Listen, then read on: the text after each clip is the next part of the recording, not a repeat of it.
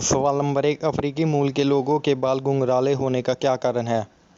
सवाल नंबर 2, बिहार में सिंदूर नाक पर क्यों लगाया जाता है? सवाल नंबर 3, भारत में एम्बेसडर कार बनना बंद क्यों हो गया? सवाल नंबर 4, क्यों कोई हवाई जहाज तिब्बत के ऊपर से नहीं गुजरता? सवाल नंबर 5, हम एक आधार कार्ड से कितने सिम कार्ड खरीद सकते हैं? सवाल नंबर 1, अफ्रीकी मूल के लोगों के बाल घुंघराले होने का क्या कारण है? अफ्रीका में महिलाओं के बाल घुंघराले होने का कारण वहाँ की जलवायु है। अफ्रीका महाद्वीप अधिकतर उष्णकटिबंधीय क्षेत्र में पड़ता है, तो वहाँ पर अधिक तापमान होने के कारण लोगों के बाल घुंघराले हो जाते हैं, जो अधिक गर्मी सोखने का कार्य करते हैं। साथ ही अफ्रीकन प्रजाति के आनुवंशिक लक्षण के कारण बाल पीढ़ी दर पीढ़ी घुंघराले होते हैं। सवाल नंबर 2, बिहार में सिंदूर नाक पर क्यों लगाया जाता है? किसी भी धर्म जाति से जुड़ी परंपराएं बस एक ही तथ्य पर आधारित हैं, मानो तो भगवान ना मानो तो पत्थर। नाक पर से सिंदूर लगाने का चलन ज़्यादा बिहार में होता है। इसके पीछे कई मान्यता हैं, जितनी मुँह उतनी बातें, यानी कि जितने लोगों से आप इनके बारे में जानना चाहेंगे, सब अलग अलग कहानी कल्पनाएं आपके सामने प्रस्तुत करेंगे। हिंदू धर्म में सर पर कपड़ा डालकर ही पूजा पर बैठते हैं, लेकिन सर पर कपड़ा डालने के बाद हमने कितना सिंदूर लगाया है या सिंदूर लगाया भी है कि नहीं, यह नहीं दिखता। जब सिंदूर लगाया है तो दिखना भी चाहिए, इसलिए नाक पर सिंदूर किया जाता है ताकि सामने से सिंदूर दिखाई दे। मांग टीका पहनने के बाद भी टीका से सिंदूर छुप जाता है, इसलिए सिंदूर का आकर्षण बढ़ाने के लिए नाक पर से सिंदूर लगाते हैं। नाक को हम सम्मान से जोड़ते हैं और सिंदूर को पति से। कहते हैं ना हमारी नाक कट गई, हमारा नाम ऊंचा है, इसलिए भी नाक पर से सिंदूर करते हैं ताकि पति का समाज में हमेशा नाक ऊंचा रहे, इज्जत बनी रहे। सवाल नंबर 3, भारत में एम्बेसडर कार बनना बंद क्यों हो गया? भारत में एम्बेसडर कार बिरला समूह की हिंदुस्तान मोटर्स बनती थी। इस कार का उत्पादन 1958 से 2014 के बीच हुआ। यह कार ब्रिटिश मॉरिस एक्सफोर्ड सीरीज 3 पर आधारित थी, मतलब इसकी तकनीक ब्रिटेन से भारत लाई गई थी और इसके बाद यह कार भारत में हिंदुस्तान एम्बेसडर नाम से बनने लगी। यह कार भारत में बहुत ही चली। आइए ब्रिटिश मॉरिस एक्सफोर्ड सीरीज 3 की एक फ़ोटो देखते हैं।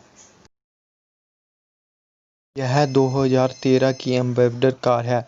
समय के साथ इस कार में बहुत सारे बदलाव किए गए, जैसे इंजन, अन्य कल पुर्जे इत्यादि, ताकि यह भारत सरकार के मानकों को पूरा कर सके। लेकिन बाहर से देखने पर 2014 की एम्बेसडर कार 1958 के एम्बेसडर कार से बहुत मिलती जुलती थी। अपने टोयोटा की विश्व प्रसिद्ध करोला कार का नाम तो सुना होगा। यह रही 1950 के दशक की करोला। आपने तो देख लिया होगा कि समय के साथ टोयोटा करोला कितनी बदल गया, लेकिन बाहर से देखने पर एम्बेसडर कार में बहुत अधिक बदलाव नहीं आया था। पहले भारत में परमिट राज चलता था, जिसमें सरकार किसी कंपनी को कोई चीज़ एक मात्रा में बनाने का लाइसेंस देती थी और जनता के पास उस वस्तु को खरीदने के अलावा कोई चारा नहीं होता था। इसलिए कंपनी भी उसकी गुणवत्ता सुधारने में बहुत अधिक ध्यान नहीं देती थी। ऊपर से सरकारी क्षेत्र में एम्बेसडर कार की बहुत मांग थी, तो हिंदुस्तान मोटर ने इस कार को अच्छा बनाने के लिए अनुसंधान पर अधिक पैसा खर्च नहीं किया। 1951 में परमिट राज खत्म हुआ और कार के क्षेत्र में बहुत तेजी से भारत और विदेशी कंपनियां आई और हिंदुस्तान मोटर पिछड़ता चला गया। अंत में 2014 में कंपनी ने एम्बेसडर कार को बंद करने का फैसला किया। सवाल नंबर 4, क्यों कोई हवाई जहाज तिब्बत के ऊपर से नहीं गुजरता? देखिए, हम कारणों पर ध्यान दें, हम तिब्बत के बारे में कुछ रोचक तथ्यों पर ध्यान देते हैं। तिब्बत चीन का एक स्वायत्त ऑटोनोमस क्षेत्र है। यह चीन के दक्षिण पश्चिम भाग में है। यह भारत के साथ पश्चिम में नेपाल, दक्षिण पश्चिम में बर्मा और दक्षिण पूर्व में भूटान के साथ सीमा साझा करता है। तिब्बत पठार दुनिया में सबसे ऊंचा है और यह महान हिमालय का घर है।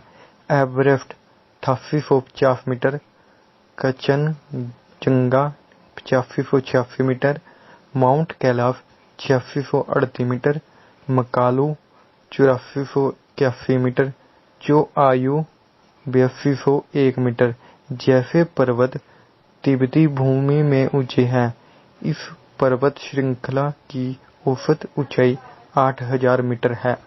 यह जानकारी आपको यह समझने में मदद करती है कि विमान तिब्बत पर उड़ान भरने के लिए क्यों नहीं चुनते हैं। दुनिया के सबसे ऊंचे पहाड़ों की एक श्रृंखला के साथ 8850 मीटर यानी 29,035 फीट में सबसे ऊंचा एवरेस्ट यह विमानों के लिए एक विशाल पड़ाव बन जाता है। वाणिज्यिक विमानों के लिए अनुमति दी जाने वाली उच्चतम ऊंचाई 28 से 35,000 फीट यानी 8,000 मीटर है। यही कारण है कि तिब्बत के ऊपर से विमान नहीं उड़ते हैं। अधिकांश विमानों की क्षमता 20,000 फीट से अधिक उड़ान भरने की होती है, लेकिन अधिकांश एयरलाइन में यात्री ऑक्सीजन के केवल 20 मिनट होते हैं और विमान नियम के अनुसार यात्रियों की ऑक्सीजन खत्म होने से पहले एक उड़ान को 10,000 फीट तक उतरना चाहिए।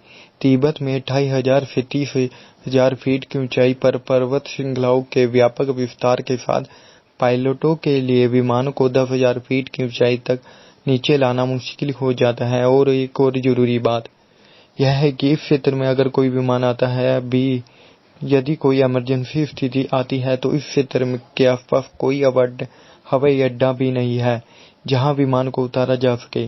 यह एक रहस्य नहीं है कि हवाई जहाज तिब्बत के ऊपर से क्यों नहीं उड़ते, लेकिन यह वैज्ञानिक कारण है कि तिब्बत पर उड़ान भरना संभव बनाते हैं। नंबर 5, हम एक आधार कार्ड से कितने सिम कार्ड खरीद सकते हैं? बहुत से यूजर को नहीं पता है कि एक आधार से अधिकतम कितने सिम कार्ड खरीदे जा सकते हैं। वहीं कई यूजर ऐसे भी हैं जिन्हें ट्राई के नए नियम का पता नहीं है। दरअसल telecom regulatory authority of India try के मुताबिक पहले आप एक आधार कार्ड से अधिकतम 9 सिम कार्ड खरीद सकते हैं, लेकिन अब ट्राई के नए नियम में बदलाव किया गया और नए नियम के अनुसार अब आप एक आधार कार्ड से 18 सिम कार्ड खरीद सकते हैं।